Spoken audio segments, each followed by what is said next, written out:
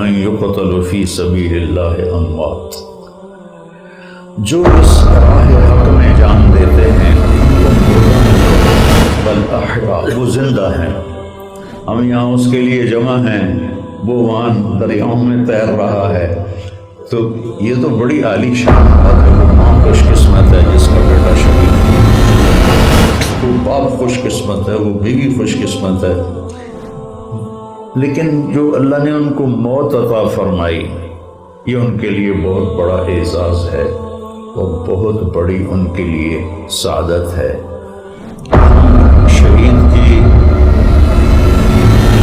دعا اس لیے کر رہے ہیں کہ ہمیں ضرورت ہے کہ ہم اس کے لیے دعا کریں کہ اس کی نیکیوں میں ہمارا حصہ پڑ جائے، اور یہ دن سب پہ آنے والا ہے میرے عزیزو۔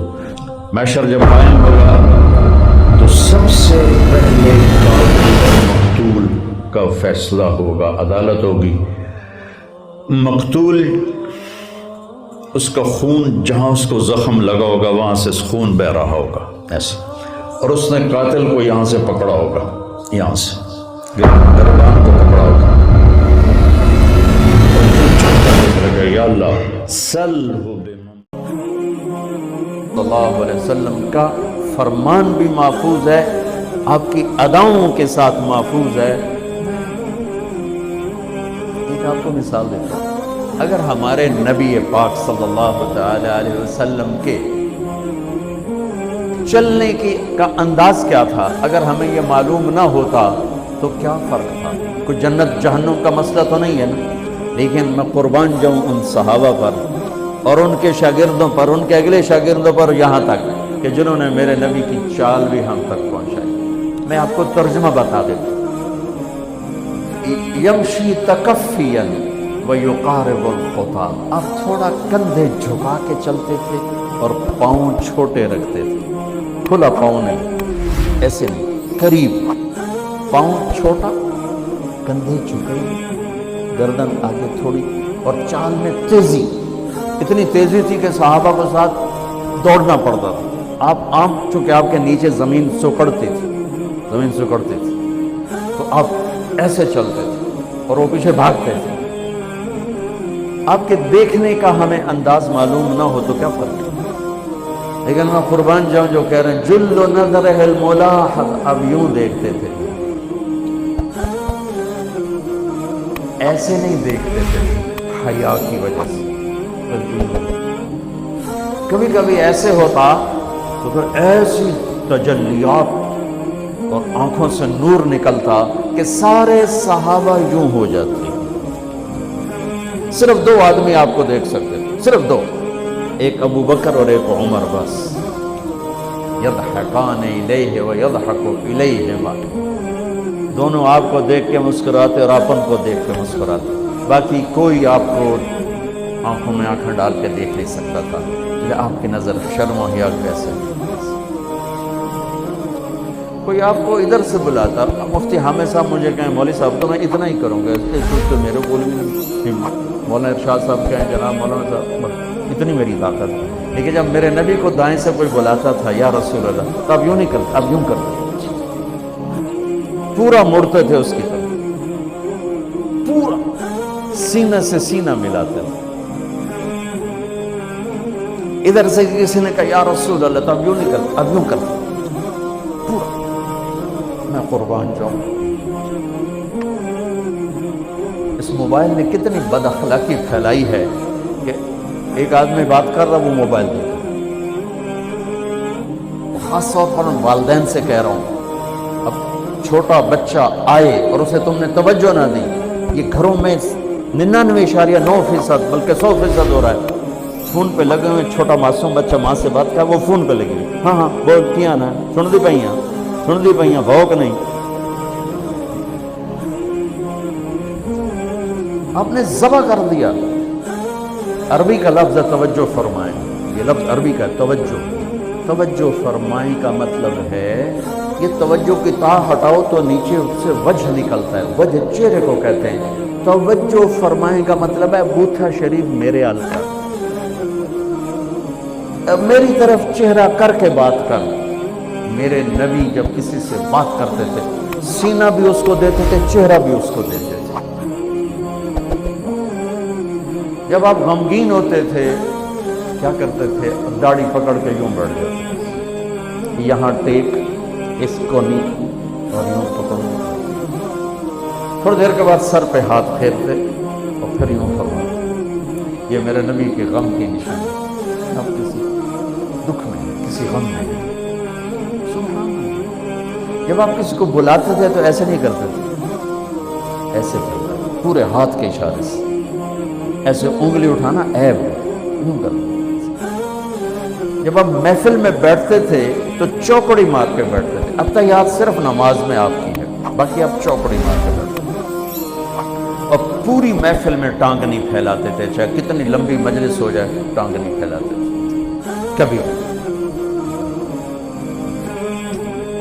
عزت دیتے تھے، سامعین جالسین کو احترام دیتے تھے، عزت دیتے تھے، اور دوران گفتگو آپ یوں کرتے رہتے تھے، یوں۔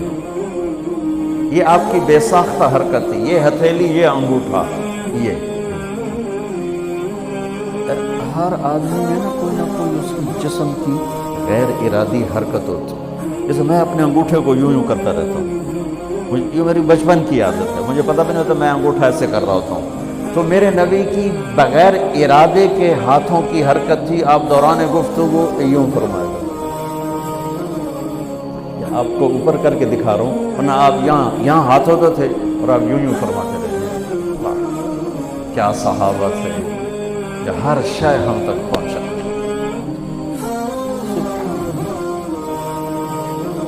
جب آپ غصے میں ہوتے تھے تو ہماری طرح کوئی وہ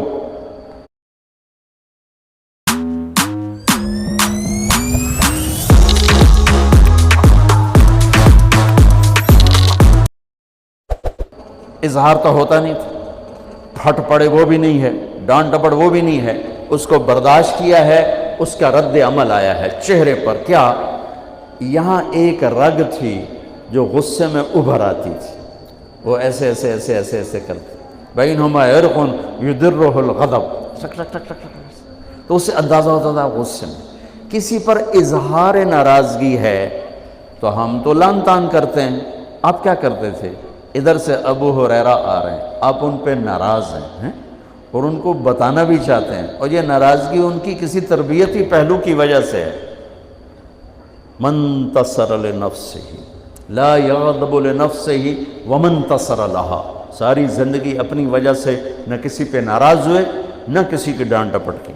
تو جب ادھر سے آ رہا ہے نا ابو ہریرہ اور آپ ان کو اظہار ناراضگی فرمانا چاہتے ہیں تو یوں دیکھا اور ساتھ ہی یوں ہو جاتے تھے۔ بس ادھر سے انس آ رہے ہیں، آپ ان پہ ناراض ہیں، دیکھتے ہی آپ یوں ہو جاتے تھے۔ بس یہ اتنا تھا میرے نبی کی ناراضگی کا اظہار کہ آپ لگتا ہے ناراض ہیں، ناراض۔ جب آپ خوش ہوتے تھے تو یہ جگہ گلابی ہو جاتی، پہلی بہت خوبصورت رنگ تھا گلابی، لیکن یہ اور زیادہ چمکنے لگتے، اس میں سے نور نکلنے لگتا تھا۔ اتنی چھوٹی چھوٹی بات، میرے نبی کی کوئی بات چھوٹی نہیں ہے، لیکن جیسے فرض اور ہے، فرض کفایہ اور ہے، واجب اور ہے، سنت موقدہ سنت، یہ ساری ایسے ہی میرے نبی کا ہر عمل عظیم الشان ہے کہ ہر عمل جنت میں لے جانے کا اور اللہ کی رضا کا ذریعہ ہے، تو چھوٹا تو کوئی نہیں۔ آپس میں تقابل کے، یعنی یہ میں وہ چیزیں آپ کو بتا رہا ہوں جن کا جنت اور جہنم سے تعلق نہیں، عشق سے تعلق، محبت سے تعلق۔ ہماری جماعت گئی حافظ آباد، وہاں میں وکلاء میں بیان کر رہا تھا، علاقے کے بہت بڑے ذمہ دار آئے ہوئے تھے، کسی کام تو انہوں نے دیکھا تو ساری عدالتیں خالی، تو ان کا کیا ہوا کہ یہ تبلیغ والوں کا عالم آیا ہوا ہے، اس میں سارے چلے گئے۔ تو اس نے وہ پہلے تو بیٹھا رہا، پھر وہ جو جج کا ریڈر تھا انہوں نے کہا چودھری صاحب ایتھے ویلے بیٹھے ہو اور جا کے گل سن لو۔ وہ ذرا تبلیغ کو اچھا نہیں سمجھتے تھے، ان کا چلو ویلا بیٹھا سن لو۔ وہ آگے میں اس وقت اللہ کے نبی کے جانور بتا رہا تھا کہ میرے نبی کی 9 بکریاں تھیں، ان کے نام عجوہ، سقیہ، برکہ، ورثہ، زمزم، اطلال، اطراف، غیثہ، قمرہ، 9 بکریاں 10واں بکرا یم، اور اس میں کمرہ آپ کی زندگی میں مر گئی۔ یہ احسان عظیم ہے ان ہستیوں کا جو واقعی اس قابل تھے کہ اللہ نے کہا رضی اللہ عنہ، جاؤ میں راضی ہو گیا، جو مرضی کرو میں راضی ہو گیا۔ سبحان اللہ، واہ۔ اور آپ کے اونٹ تھے 2 عسکر اور ثعلب، اور آپ کے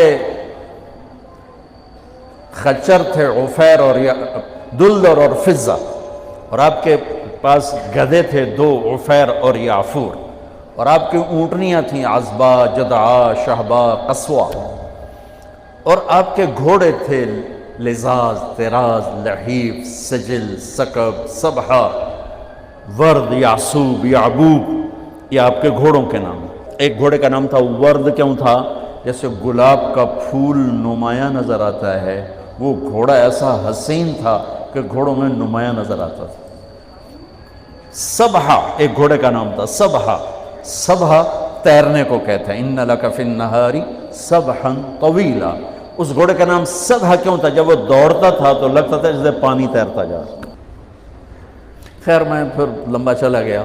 وہ جو تھے نا چودھری صاحب، وہ بیان سن رہے تھے، وہ گئے واپس گاؤں، تو اپنے امام کو بلایا، کہا مولانا صاحب ایک مسئلہ دسو کی اپنے نبی دی بکریاں دا نام کی ہے؟ وہ آکھن لگا یہ بھی کوئی مسئلہ ہے؟ کہ ہے تے بھاویں نہیں، میں تو آج دس ساڑھے نبی دی بکریاں دا نام کی۔ اسا کہ مسئلہ ہی کوئی نہیں تو میں دساں کی۔ اسا کہ تو آج تک میں نو پٹی پڑھائی ہے کہ اے نبی نو نہیں مندے تے اے نبی دے گستاخ ہیں۔